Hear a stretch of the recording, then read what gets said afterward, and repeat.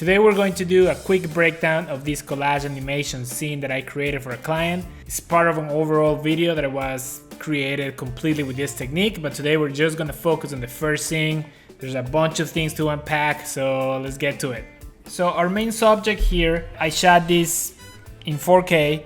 What I did was I brought the clip inside After Effects, I rotoscoped it, and then I exported the clip as an MOV, as an Apple ProRes MOV, and then I brought that back into Premiere because I wanted my computer not to choke up and not to die, and this was gonna help ease up the workload on my system a little bit.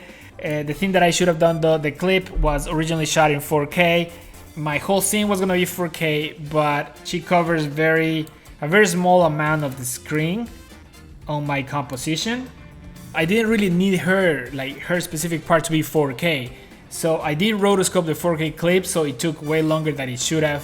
What I could have done and what I should have done, and what I advise you to do, is to downscale the clip into a 1080 clip, and then rotoscope the 1080, export that out, and bring it back as an MOV with an alpha channel, and you'll be able to rotoscope way faster. You can still build a scene that is 4K because everything else will cover the whole frame, but that specific subject doesn't need to be 4K because it's a small part of the whole composition.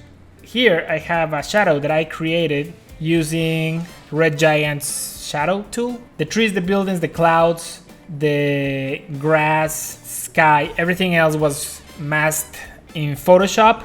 I exported those layers as PNGs. I brought every single layer as a PNG. I could have just brought the Photoshop file, but sometimes the PNGs just run faster, and if you don't have a super powerful computer, it's usually a good idea. Before I put all my elements in the final position, what I wanted to do next is I wanted to create a camera shot, because based on the camera shot, I would know for sure if I'm gonna be actually seeing certain elements, where things were gonna be out of focus, how big they need to be, how far into the distance, or how close to the camera, how close to the main subject they need to be, all based on the camera movement. So basically I just created a camera, and I created a null object to control the camera with, and I created my camera movement. Very simple camera movement, just tracking the camera on the Z-axis.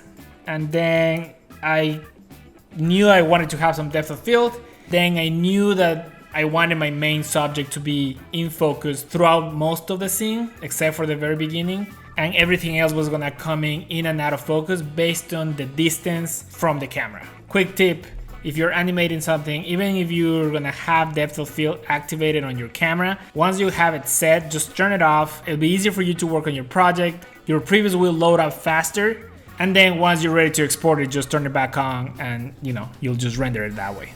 But to give the scene more of a sense of depth, I actually rotated on the Z-axis the sky and the grass, the ground here. Then for the grass here, I actually duplicated the grass layer twice because I wanted to layer them over so it looks a little like kind of like there's a hill, because just with one layer, it didn't look bad. It was a little flat. Whereas if I duplicated the same layer and just offset them a little bit, it gave it a little more depth, and in my opinion, it looked better. So for the clouds, basically most of them are the clouds that they were part of the image. But again, just to give it a little more sense of depth, I masked out a couple of the clouds from the same image, and I rotated them, scale them up a little bit, or scale them down, change the shape a little bit, and moved them in the Z-axis. The birds right here is actually super easy. I just downloaded some free stock of birds flying in front of a green screen or with a green background, and then I just brought that into my scene, keyed that out. I created a mask around the clip, around the birds, after I keyed the whole thing out. Basically I just animated the mask so it looks like they were moving, they were flying behind the cloud and disappearing into the sky. Okay, next we're gonna talk textures. I just added a couple of textures over the scene, which I animated. For the textures, I just downloaded this free texture from the internet. I created a very simple animation for the texture. I just animated the position a few times. I think I used 4 different keyframes. And then at the end I just used an expression to make the whole thing loop indefinitely, which by itself looks kind of funky. It doesn't look that good, but once you get rid of the black background, lower the opacity, put it in the whole scene, it's very subtle and it looks really good. So here's the animated texture on my scene. I changed the blending mode to overlay, and then I created a mask in the middle, and I did this because I didn't want the texture over our main subject. I just wanted it around, kind of like a vignette, an animated texture vignette, if you will.